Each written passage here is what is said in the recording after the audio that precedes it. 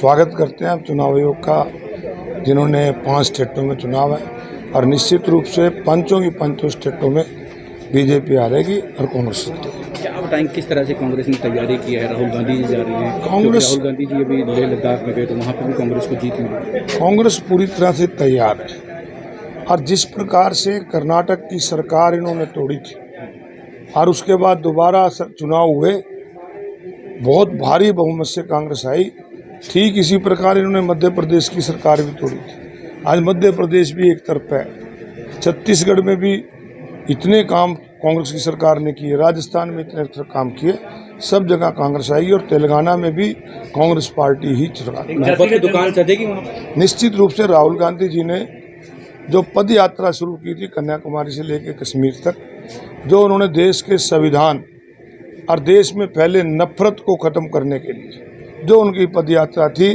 उसके नतीजे पहले भी चुनाव हुए, आपने देखा कर्नाटक में हुए, हिमाचल में हुई, कांग्रेस आई।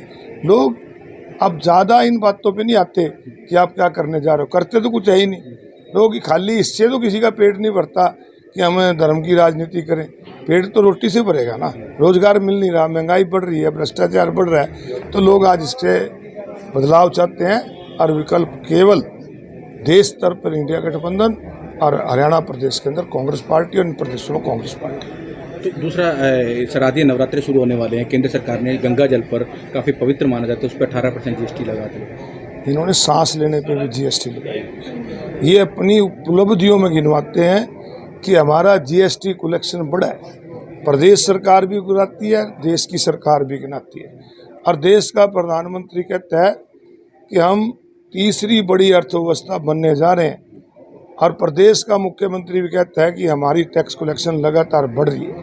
परंतु जिस देश के अंदर प्रधानमंत्री के मुताबिक 80 करोड़ लोग 5 किलो अनाज फ्री लेके खाते हों, उस अर्थव्यवस्था में उनके विचारों का क्या होगा, क्या कैसे करें। हरियाणा प्रदेश के अंदर मुख्यमंत्री के मुताबिक लगभग 60% लोग गरीबी रेखा से नीचे चले गए। ये कह देते हैं हमने प्रति व्यक्ति आय बढ़ा दी, हमारा बजट बढ़ गया।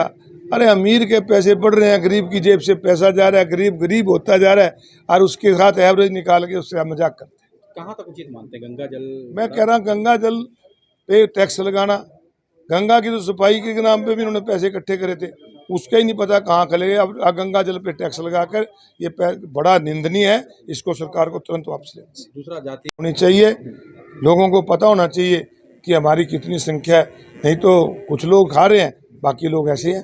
आज करोड़ों रुपए के आपने घोटाले उजागर के, अंतर्राष्ट्रीय स्तर पर गीता जयंती यहाँ पर मनाई जाती है, इसी तट पर आपने निरीक्षण किया, काम में बहुत अच्छी बात है, अंतर्राष्ट्रीय स्तर पर मनानी चाहिए और अच्छे तरीके से मनानी चाहिए, सरकार को इसकी तरफ ध्यान देना चाहिए।